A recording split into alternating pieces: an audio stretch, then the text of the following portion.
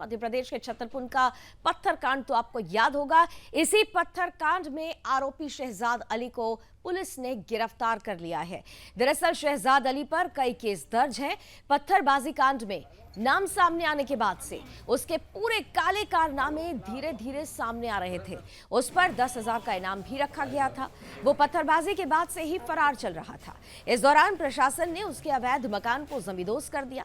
जानकारी के लिए आपको बता दें कि उसके खिलाफ लुकआउट नोटिस भी जारी किया गया था और साथ ही उसके विदेश भागने की संभावना जताई जा रही थी।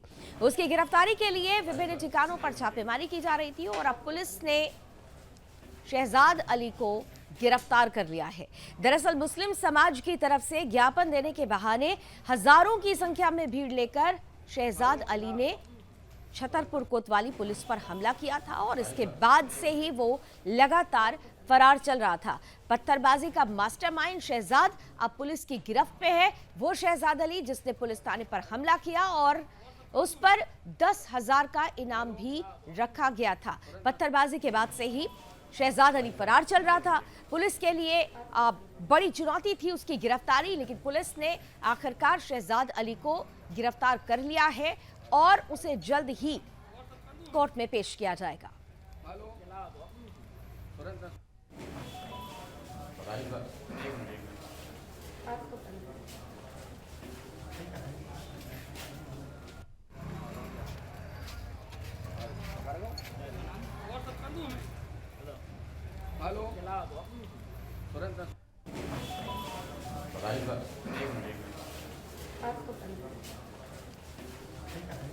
तो मध्य प्रदेश से ये खबर आ रही है जहां पर शहजाद अली 10,000 का इनामी बदमाश, वो बदमाश जिसने थाने पर हमला किया था और उसके बाद से ही लगातार फरार चल रहा था। पुलिस के लिए बड़ी चुनौती थी इसकी गिरफ्तारी, लेकिन आखिरकार पुलिस ने बाकायदा एक स्ट्रैटेजी तैयार की और इस स्ट्रैटेजी के तहत छापेमारी करते हुए शहजाद अली को गिरफ्तार कर लिया गया है। मध्य प्रदेश का छतरपुर जहां पर पत्थरकांड हुआ था, आरोपी शहजाद अली को पुलिस ने गिरफ्तार किया है। उसका मास्टरमाइंड उसे बताया जा रहा है। कई केस शहजाद पर दर्ज किए गए हैं। पत्थरबाजी कांड में नाम सामने आने के बाद से ही उसके कई काले कारनामे भी सामने आए। उस पर 10,000 का इनाम भी रखा गया। पत्थरबाजी के बाद से ही शहजाद फरार चल रहा था। पुलिस लगातार दबिश दे रही थी, उसके जानने वालों के से पूछताछ की जा रही थी। प्रशासन ने उसके अवैध मकान को इस दौरान जमींदोज कर दिया था। उसके खिलाफ लुकआउट नोटिस भी जारी किया गया था। शहजाद विदेश भागने की फिराक में था और इसीलिए लुकआउट नोटिस भी जारी किया गया था। आखिरकार शहजाद को गिरफ्तार कर लिया गया है। ब्यूरो चीफ मध्य प्रदेश रामस्वरूप शर्मा जी हमारे साथ जुड़ चुके हैं। ये ज्यादा जानकारी लेते हैं। रामस्वरूप जी, पुलिस के लिए बड़ा चैलेंज था, लेकिन अब चुनौती पूरी हुई, शहजाद को गिरफ्तार कर लिया गया है। कैसे संभव हो सकी है ये गिरफ्तारी? शहजाद अली बीते कल गिरफ्तारी से बचने के लिए पहले एक अग्रिम जमानत की प्लानिंग के लिए वो जिला कोर्ट में चोरी छुपे प्रस्तुत होना चाहता था, लेकिन ऑटो वाले ने उसे ऐन वक्त पे धोखा दे दिया। जब वो अदालत की तरफ बढ़ रहा था, ठीक उसी समय जिस ऑटो में वो सवार था, ऑटो ने पुलिस को देखकर आवाज लगा दी ऑटो चालक ने, और पुलिस ने कोर्ट के आसपास ही जिहादी हाजी साहिद शहजाद अली को धर दबोचा।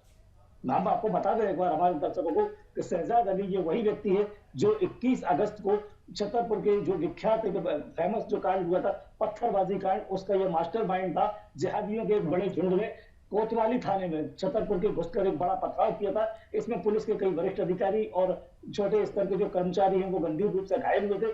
एसपी स्तर के अधिकारी उसमें भर्ती किए गए थे अस्पताल में, फिलहाल वो डिस्चार्ज किए गए। इस पूरे मामले को लेकर आधे मध्य प्रदेश में तनाव रहा। असदुद्दीन ओवैसी से लेकर कांग्रेस के नेताओं ने तक इस पूरे मामले को लेकर बयान दिए थे। यहाँ भारतीय जनता पार्टी के विधायक रामेश्वर शर्मा और मुख्यमंत्री डॉक्टर मोहन भी इस पूरे मामले को लेकर गंभीर नजर आए और पुलिस ने बहुत जल्दी इस पूरे मामले का खुलासा किया है और जिहादी शहजाद अली को ही नहीं बल्कि उसकी बहुत सारी गैंग के जो गुर्गे थे उन सभी को गिरफ्तार कर लिया है। 36 लोगों के ऊपर इसमें नामजद FIR दर्ज की गई थी। 10,000 रुपए का उनके ऊपर इनाम रखा गया था। उनमें से बहुत सारे लोगों को पकड़ा गया है। 6 लोगों को जिला बदर की कार्रवाई की गई थी। इस पर अभी भी जांच चल रही है।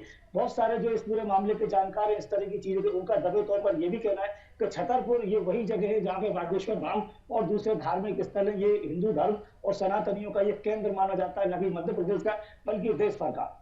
तो कई सारे जो बयान वामपंथियों की तरफ से, नेताओं की तरफ से, कांग्रेस की तरफ से या असदुद्दीन ओवैसी या नगीना सांसद की तरफ से जो बयान लंबे समय से आ रहे थे कि यहाँ बांग्लादेश जैसी, श्रीलंका जैसी कभी स्थिति बन सकती है, तो उस चीज को, उन बयानों से जोड़कर इस पूरे घटनाक्रम को जो जानकार है वो देख रहे हैं, ये कह रहे हैं कहीं ना कहीं ये एक प्रयोगशाला थी। अगर यहाँ जिहादी शहजाद अली अगर सफल होता इस पूरे मामले को लेकर, एक साइकोलॉजिकल दबाव शासन और प्रशासन के ऊपर दबा पाता, तो भविष्य में यहाँ पर किसी बड़ी वारदात को अंजाम देने की कोई प्लानिंग बनाई जाती या शायद बनाई गई थी, उसे समय रहते तोड़ दिया गया है।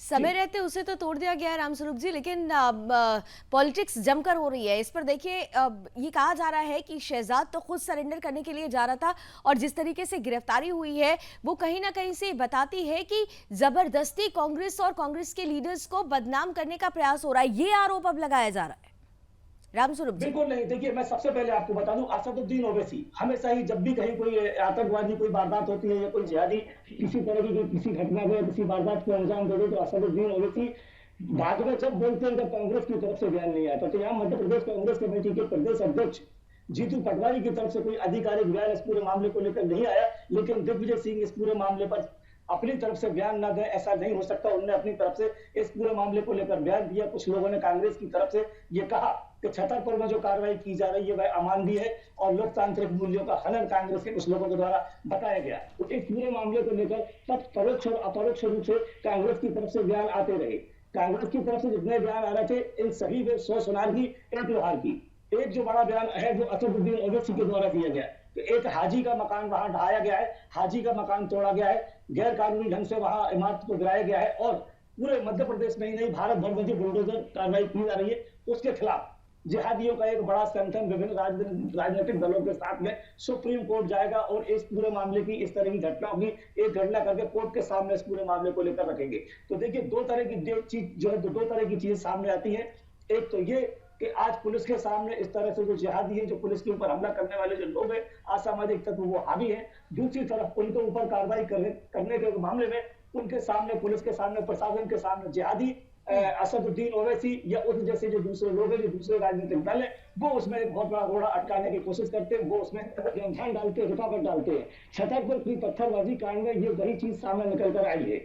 और मैं आपको सबसे पहले बता दूं कि इसमें हमारी जो देश की जांच एजेंसी है, मध्य प्रदेश का जो खुफिया तंत्र है, उसकी ये बड़ी जीत हुई है। इसको ये बड़ी सफलता माना जाएगा कि बहुत कम समय में पुलिस ने न केवल उनकी जो रीढ़ थी जिहादियों की, उस पूरे मंसूबे थे, उनकी पूरी रीढ़ को तोड़ दिया है, ध्वस्त कर दिया। परोक्ष रूप से जिस तरह से वहां बुलडोजर चला के मकानों को गिराया गया, ये ऊपरी तौर पर एक चीज दिखाई देती है, ये अलग बात है। लेकिन भीतरी तौर पर एक जो पूरा मंसूबा तैयार किया था, एक जो बड़ी प्लानिंग थी, इंटरनल अंदरूनी जो प्लानिंग थी, उस अंदरूनी प्लानिंग को भी ध्वस्त किया गया है। शहजाद अली की गिरफ्तारी और उसको समय रहते उसके गुर्गों के ऊपर कार्रवाई, उनके साथ पूछताछ करना, ये मध्य प्रदेश पुलिस की ही नहीं, देश के खुफिया तंत्र की एक बहुत बड़ी सफलता है, बहुत बड़ी जीत के रूप में से आमजन देख रहा है।